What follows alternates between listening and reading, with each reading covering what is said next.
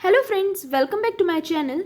So today in this video we will learn about the term chromosomes and its history. Like friends, इस video में मैंने ज़्यादा कुछ finish नहीं किया है. इसमें मैंने जस्ट एक नॉर्मल कॉन्सेप्ट या इंट्रोडक्शन हम कह सकते हैं क्रोमोसोम्स का लिया है, जिसमें 2 to 3 पॉइंट्स आपको पता होने चाहिए as a introduction and history के कौन कौन से साइंटिस्ट थे जिन्होंने क्या किया था, क्रोमोसोम्स के ऊपर रिसर्च करी थी या उसके बारे में स्टडी किया था.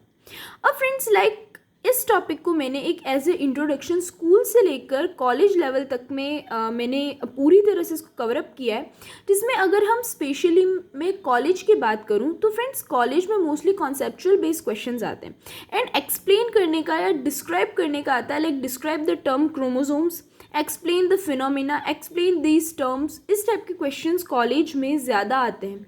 सो फ्रेंड्स ऐसे टाइम पे अगर क्वेश्चन आता है व्हाट आर क्रोमोसोम्स या डिस्क्राइब क्रोमोसोम्स, सो ये इस वीडियो में मैंने जो थोड़े से पॉइंट्स लिखे ये सारे ही आप सेम टू सेम आप एग्जाम में लिख सकते हो and you will get full out of full marks. Okay, so first of all chromosomes क्या होते हैं? So chromosomes are the thread like structures, धागे जैसे थ्रेड जैसे स्ट्रक्चर्स होते हैं जो सेल में प्रेजेंट होते हैं और एक किससे मिलकर के बनते हैं? ये डीएनए से बनते हैं. It means DNA, obviously you know about it, deoxyribonucleic acids जो होते हैं डीएनए एंड आरएनए. सो जो डीएनए होते हैं वो टाइटली पैक होकर के क्या करते हैं? क्रोमोसोम्स का फॉर्मेशन करते हैं. अब फ्रेंड्स 2 टाइप्स के सेल्स होते हैं, ये ऑलरेडी हमने प्रीवियस वीडियोस में फिनिश कर लिया है. आप लोगों में जिन्होंने ये वीडियो नहीं देखी है प्रोकैरियोटिक सेल्स और यूकैरियोटिक सेल्स के बारे में, तो मैंने डिस्क्रिप्शन बॉक्स में लिंक डाल दिया है. सो प्रोकैरियोटिक सेल्स जो होते हैं उनमें जो प्रोटीन्स होते हैं वो नहीं प्रेजेंट होते. इट मीन्स जो प्रोकैरियोटिक सेल्स में जो क्रोमोसोम्स होते हैं वो सिंगल डीएनए ही अकेले ही क्या करता है? सिंगल क्रोमोसोम का फॉर्मेशन करता है. किसमें फ्रेंड्स? प्रोकैरियोटिक सेल्स में.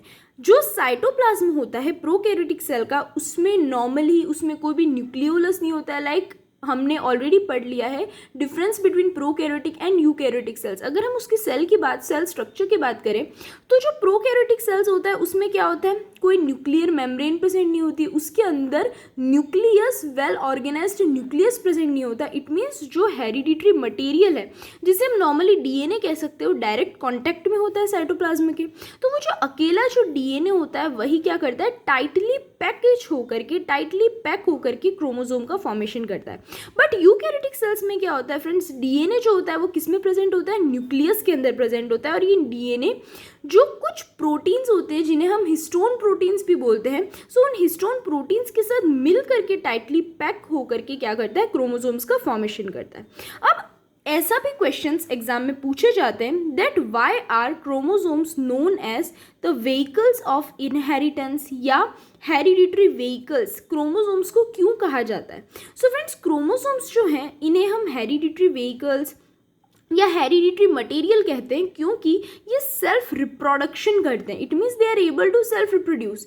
क्यों? इट मीन्स क्या हुआ कि इनमें हमारी बॉडी, लाइक हम डीएनए टेस्ट कराते हैं, हमें अगर पता होता है, लाइक ऑब्वियसली हमें पता है, बट डीएनए टेस्टिंग कब होती है? जब फैमिली मेम्बर, लाइक किसका बेटा है, लाइक कभी भी फादर सन की टेस्टिंग करनी हो कि फ्रेंड्स हम ऑब्वियसली इसी फैमिली से बिलोंग करते हैं तो हम डीएनए टेस्ट कराते हैं. ओके, सो डीएनए टेस्ट में क्या होता है? हम जो फादर होंगे, मदर होगी और जो सन होगा, फैमिली मेम्बर्स का डीएनए टेस्ट करेंगे. ओके, डीएनए देखा जाएगा, चेक करा जाएगा. सो जो डीएनए जो बच्चों में ऑब्वियसली कहाँ से आता है? जेनेटिक मटेरियल हम कहते हैं इसे, वो हमारे पेरेंट्स से आता है. तो क्रोमोसोम्स जो होते हैं वो एक तरह की मॉर्फोलॉजी किसी भी ऑर्गेनिज्म की और फिजियोलॉजी. सो फ्रेंड्स मॉर्फोलॉजी क्या होता है? हमारा physical appearance.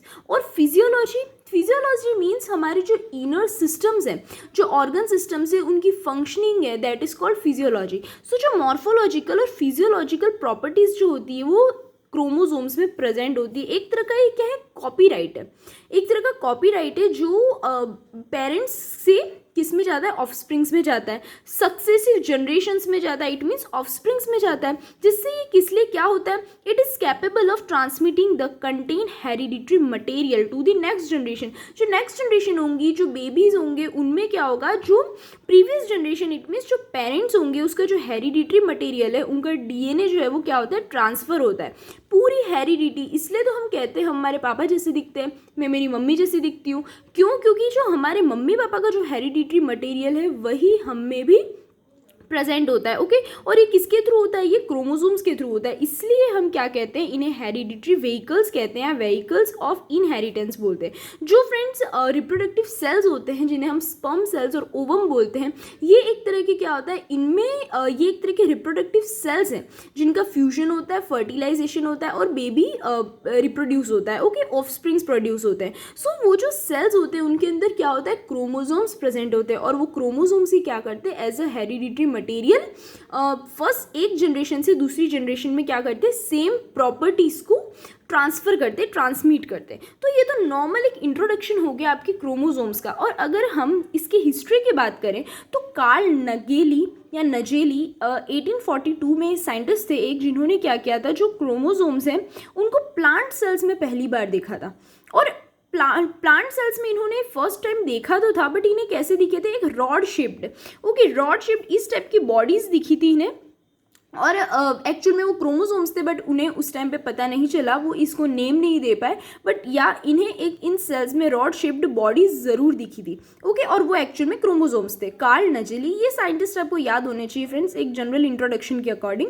Then Hofmeister scientist थे जिन्होंने 1848 में क्रोमोसोम्स को कहाँ देखा था, एज अ स्टेन्ड बॉडीज देखा था। सो अभी हम आगे भी पढ़ेंगे, दूसरे जो साइंटिस्ट थे उन्होंने बताया था कि ये जो क्रोमोसोम्स जो है वो एक तरह से स्टेन्ड बॉडीज, ये कलर्ड बॉडीज है। इट मीन्स फ्रेंड्स, इन्होंने ये जो साइंटिस्ट थे हॉफमिस्टर, उन्होंने क्या किया था, क्रोमोसोम्स को darkly stained, it means coloured bodies उन्होंने देखी थी। किसमें देखी थी, पोलन मदर सेल्स। क्या है, Tradescantia. So Tradescantia is the name of the flower, एक फ्लावर है या एक प्लांट है जिसके pollen mother cells. So obviously जब हम सेक्सुअल रिप्रोडक्शन इन एंजियोस्पर्म्स पढ़ते हैं तो उस टाइम पे आपने पोलन मदर सेल्स पढ़ा होगा। पोलन मदर सेल्स क्या होता है, जो आपने माइक्रोस्पोरोजेनेसिस का नाम सुना होगा। जो पोलन मदर सेल्स होती है वो जो पोलन सैक होता है किसी के भी एंथर में, प्लांट का जो फ्लावर होता है उसके एंथर में जो पोलन सैक होता है उसमें पोलन मदर सेल्स प्रेजेंट होते हैं। और यही सेल्स क्या करते हैं, मियोसिस करके माइक्रोस्पोर्स का फॉर्मेशन करते हैं। एंड माइक्रोस्पोर्स जो होते हैं वो क्या करते हैं, आपने माइक्रोस्पोर, टेट्राड्स और ये सब सुना होगा, पढ़ा होगा। सो ये जो टेट्राड्स, जो माइक्रोस्पोर्स होते हैं वो क्या करते हैं, फर्दर माइटोसिस करके पोलन ग्रेन्स का फॉर्मेशन करते हैं। तो उन्होंने पोलन मदर सेल्स में stained bodies, it means chromosomes को ऑब्जर्व किया था। देन वॉल्डेयर, अब वॉल्डेयर ने 1888 में फ्रेंड्स, ये इंपॉर्टेंट है साइंटिस्ट क्योंकि इन्होंने वर्ड दिया था क्रोमोसोम्स। क्रोमोसोम जो वर्ड दिया है टर्म का, वो टर्म जिन्होंने कॉइन की थी, इट मीन्स नेम दिया था, वो किसने दिया था, वॉल्डेयर ने दिया था इन 1888 में। और क्यों दिया था, क्योंकि इन्होंने बहुत सारे बेसिक डाइज, इट मीन्स जैसा कि अभी हमने पहले हॉफमिस्टर ने देखा था, उन्होंने भी क्रोमोसोम्स को क्या बोला था, एक स्टेन्ड बॉडीज बोला था। इट मीन्स स्टेनिंग है,